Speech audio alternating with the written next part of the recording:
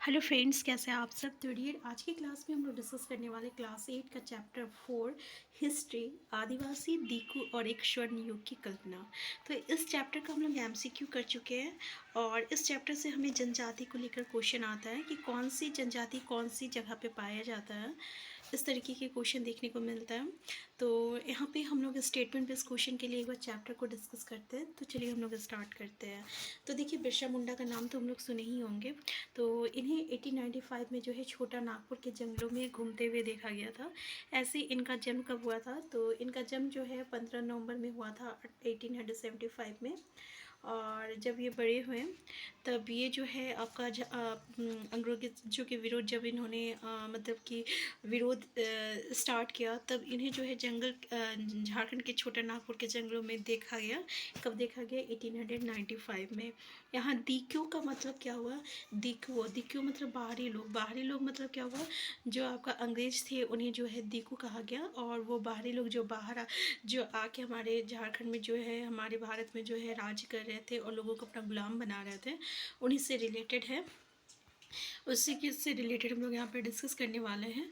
और इनकी जो विद्रोह था उनके साथ जो है और भी लोग जैसे कि संथाल जनजाति और उराव जनजाति, ये दोनों जो है शामिल थे। ये एक मुंडा जनजाति समूह से में जो छोटा नागपुर में रहता है, और ये एक मुंडा परिवार का था। यहाँ पे देखिए उनकी परिचित जीवन पद्धति नष्ट होती दिखाई दे रही थी, आजीविका खतरे में थी और धर्म छीन भिन हो रहा था।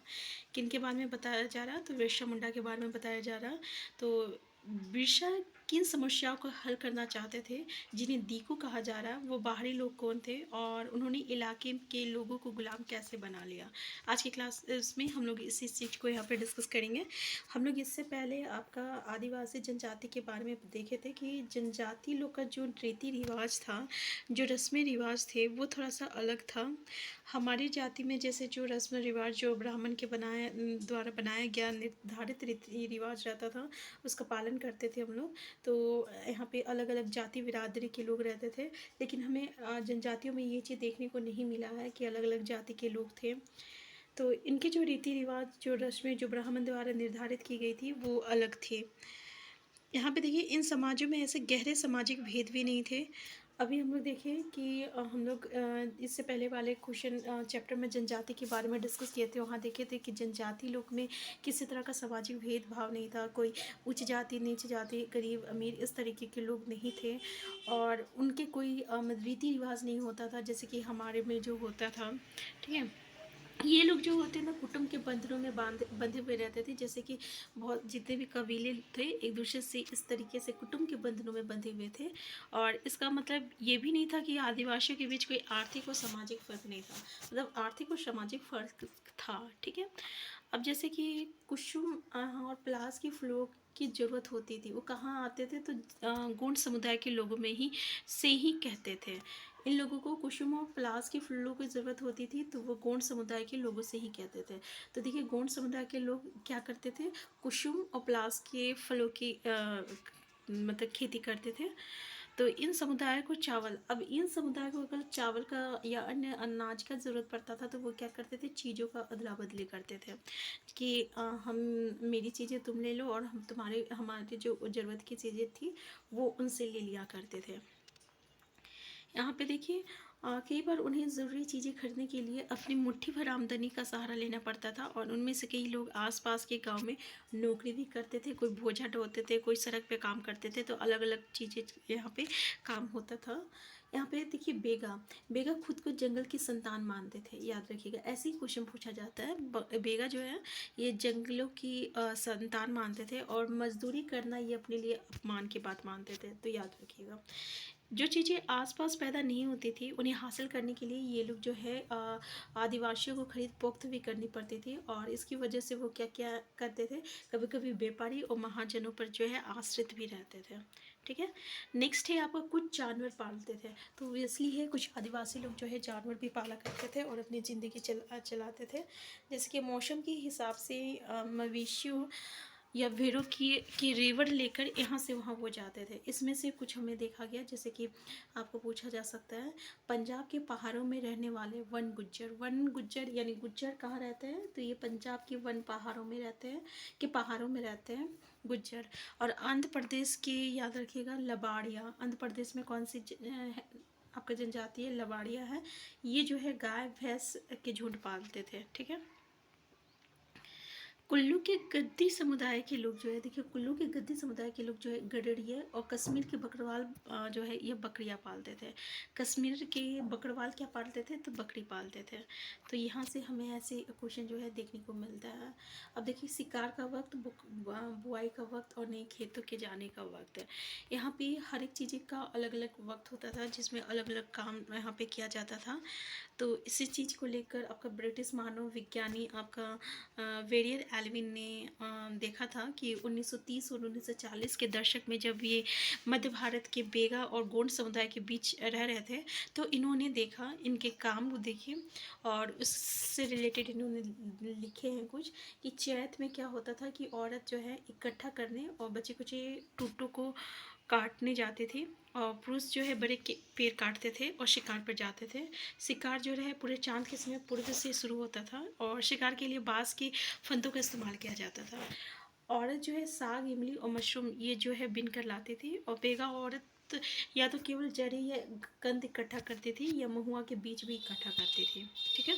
तो देखिए क्या क्या काम हो रहा है यहाँ पे, इस चीज़ पे ध्यान दीजिएगा। मध्य भारत के आदिवासी में बेगाओं का सबसे अच्छा शिकारी माना जाता है। तो बेगाओं को सबसे अच्छा शिकारी माना जाता है, याद रखिएगा कहाँ, मध्य भारत के आदिवासियों में। बैसाख में जंगलों को जलाया जाता था, और औरत जो है अजले जो लकड़ी होती थी जो पूरी तरह से जला हुआ नहीं रहता था उसको लेके आती थी और घर पे ईंधन का इस्तेमाल किया करती थी। आदमी जो है शिकार पे जाते थे, लेकिन वो गांव से दूर नहीं जाते थे। जेठ में क्या होता था, बुआई होती थी और शिकार भी चलता रहता था। आषाढ़ में क्या होता था, आषाढ़ से भादों तक मर्द जो है खेत में काम करते थे। कवार में फलियां आने लगती थी, और कार्तिक कुटकी में पक जाता था, ठीक है। अगहन में क्या होता था, सारा फसल तैयार हो जाता था, और पूस में जो है फटकन किया जाता था। नाच गाना और शादियाँ भी जो है ये पूस के महीने में होता था, ठीक है। तो ये चक्र जो है साल का होता था। और दूसरे साल क्या होता था, तो दूसरे साल शिकार के लिए ज़्यादा समय मिलता था, क्योंकि केवल कुछ ही फसल जो है दूसरा साल उगाया कटाया जाता था, क्योंकि भोजन काफ़ी होता था, इसलिए पुरुष जो है ब्यौरे में ही रहते थे। तीसरे साल में क्या होता है, भोजन के लिए वन उत्पादनों की भी ज़रूरत पड़ती थी, ठीक है। तो वेरियर एल्विन द्वारा ये लिखित है बेगा जनजाति पे, जो कि 1939 ईस्वी में लिखा गया है। और ये प्रकार इसकी रचना है notes on the Gonds, Verrier Elwin papers, Nehru स्मृति संग्रहालय एवं पुस्तकालय पर आधारित है, ठीक है। यहाँ पे देखिए बेगा औरत और मर्द जो काम क्या करते थे उसकी कुछ तस्वीरें दिखाया गया है, जैसे कि यहाँ पे ईंधन की लकड़ी ले जाती है संथाल लड़की, सॉरी लड़की लड़की और लकड़ी में कभी कभी थोड़ा सा मिस्टेक हो जाता है, ठीक है। मतलब मिस्टेक हो जाता नहीं है। देखिए यहाँ पे बच्चे वन उपज इकट्ठा करने के लिए अपनी माँओं के साथ जंगल में जाते हैं। नेक्स्ट जो टॉपिक है ये हम लोगों का है औपनिवेशिक शासन के से आदिवासियों के जीवन पर क्या असर पड़े। हमारा क्वेश्चन कभी कभी पूछा जा सकता है कि औपनिवेशिक शासन क्या होता है। तो जैसे कि हम देख सकते हैं जो कि हमारा ये जो ब्रिटिश लोग जो आके बाहर से जो आके जो हमारे राज्य में वो शासन किए और हमें हमें ही जो है गुलाम बना दिए, तो कहीं ना कहीं इसे हम लोग औपनिवेशिक शासक कहते हैं।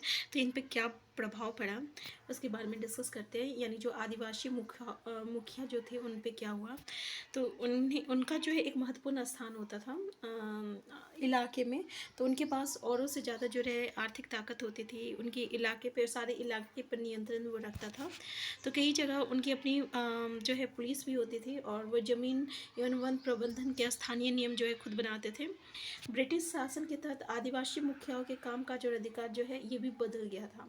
उन्हें कई कई गाँवों पर ज़मीन का मालिकाना तो मिला रहा, लेकिन उनकी जो शासकीय शक्तियाँ जो थी वो छीन गई थी। अब उसके पास वो शक्ति किसके पास थी, तो ब्रिटिश के पास थी, और उन्हें ब्रिटिश अधिकारियों द्वारा बनाया गया जो नियम को मानने के लिए बाध्य कर दिया गया था।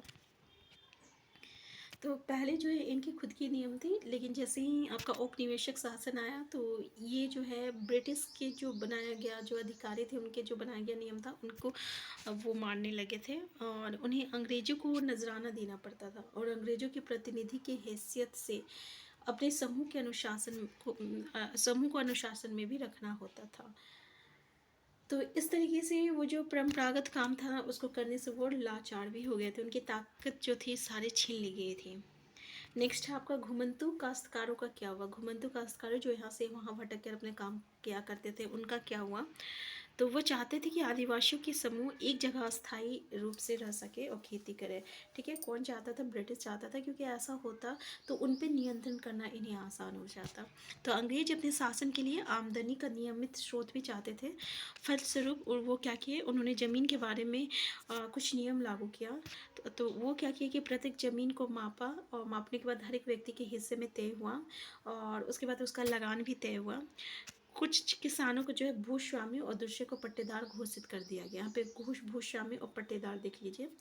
वैसे कि आप देख चुके हैं पट्टेदार और भूस्वामी का भाड़ा चुकाते थे और भूस्वामी सरकार को लगान देते थे। देखिए, पट्टेदार जो है अपने भूस्वामियों को भाड़ा चुकाते थे, ठीक है, और भूस्वामी जो रहे वो क्या करता था, वो सरकार को लगान देता था। ठीक है, तो झूम काश्तकारों को अस्थायी रूप से बसाने की अंग्रेजों की कोशिश बहुत कामयाब नहीं रही। अब झूम, इससे पहले हम लोग देखे जो घुमंतू काश्तकार थे, जो झूम काश्तकार थे। झूम क्या था, जो कि कभी ये यहाँ खेती कर लिया करते थे, कभी फिर दूसरी जगह खेती कर लिया करते थे।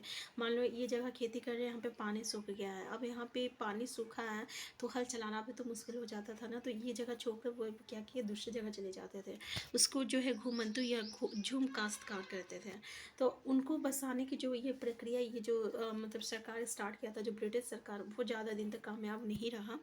जहाँ पानी कम होता था ना वहाँ पे हल चलाना बहुत मतलब कि मुश्किल होता था। तो इस चीज़ को देखते हुए क्या हुआ कि इसका जब विरोध हुआ तो अंग्रेज को आखिरकार उनकी बात माननी पड़ी और ऐसे कबीलों को जंगल में कुछ हिस्सों में घुमतू खेती करने की जो है छूट दे दी गई थी। घुमतू खेती मतलब हम लोग झूम खेती कहते हैं, और झूम से रिलेटेड हमें क्वेश्चन देखने को मिलता है कि ये जो झूम खेती होती है वो अलग अलग जगह पे किन नाम में से हमें इसे पुकारते हैं। ये क्वेश्चन हमें देखने को मिला है, जो कि हम लोग प्रीवियस ईयर क्वेश्चन जब डिस्कस करेंगे तब वहाँ पे हम लोग करने वाले हैं। नेक्स्ट है वो कानून और उनके प्रभाव।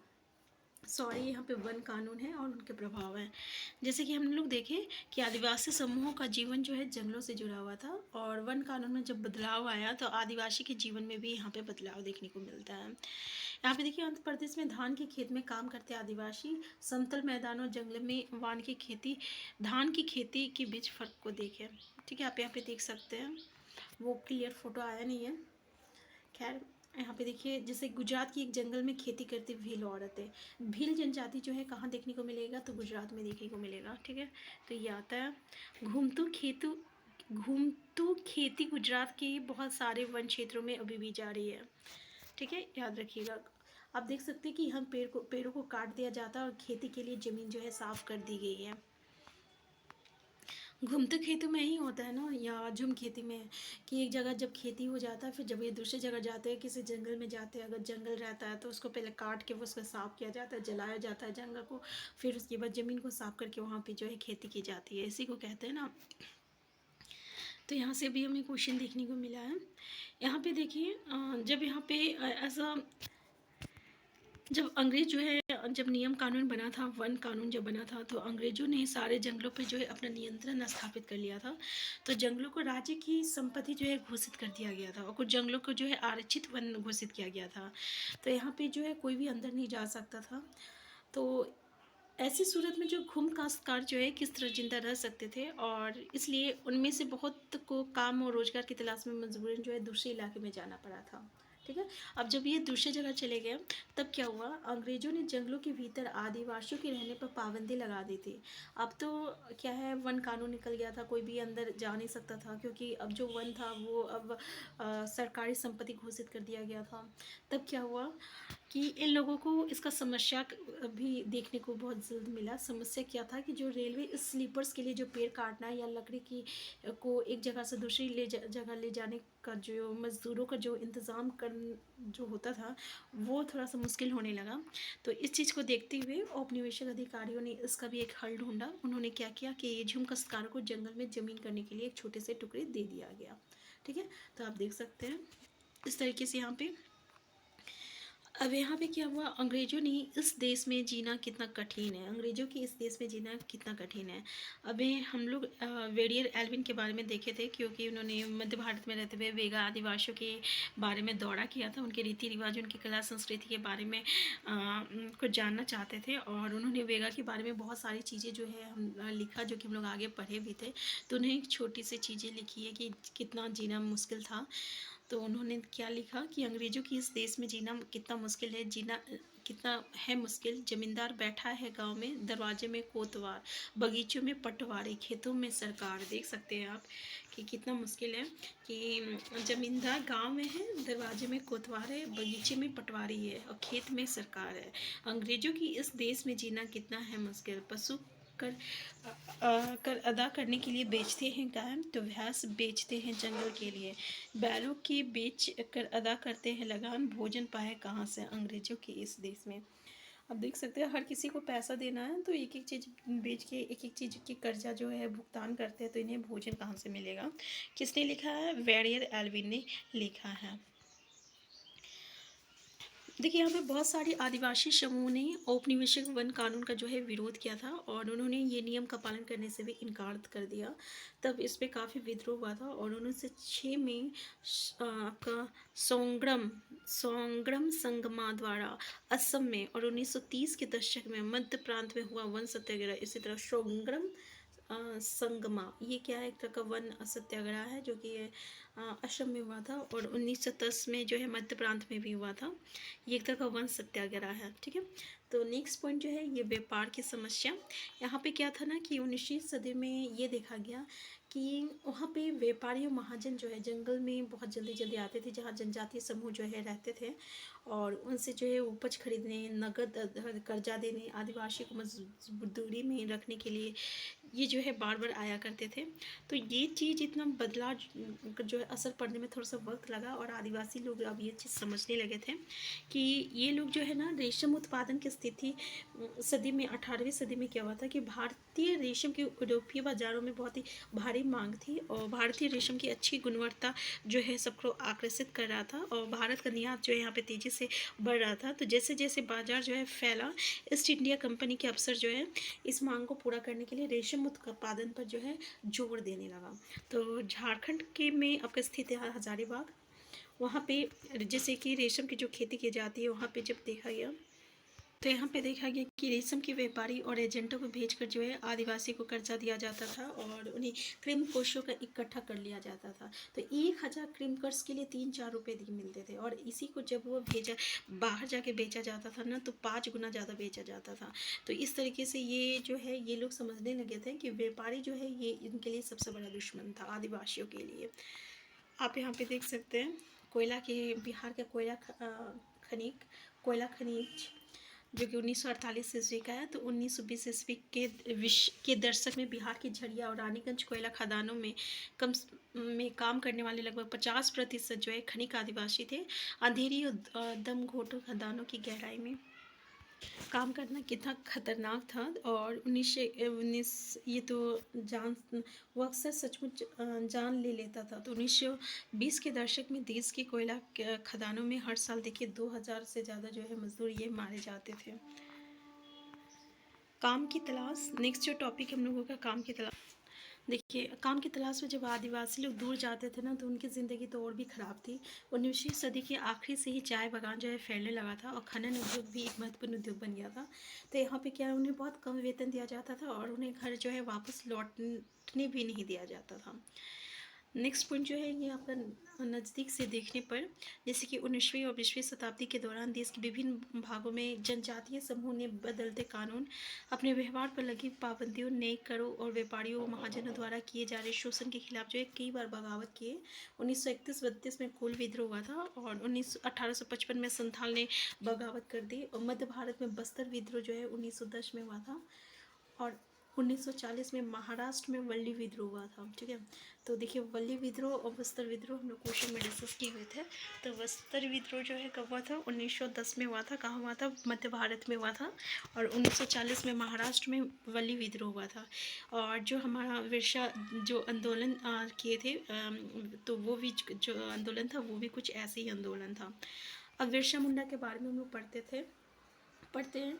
ठीक है, तो बिरसा का जन्म 1870 ईस्वी में, देखिए यहाँ पे 1870 हुआ था, कहीं हमें 1875 देखने को मिलेगा। तो ये बहुत ही गरीब परिवार से थे।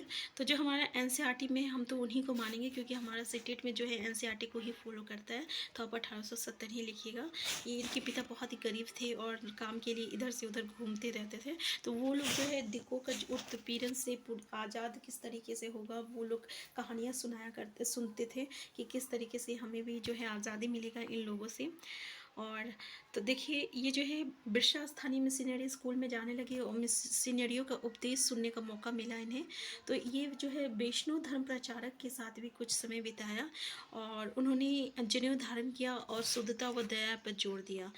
ठीक है, तो अपनी किशोर अवस्था में बिरसा जिन विचारों के संपर्क में आए उनसे वो काफ़ी तौर पर प्रभावित थे। और बिरसा का आंदोलन जो है आदिवासी समाज को सुधारने का आंदोलन था।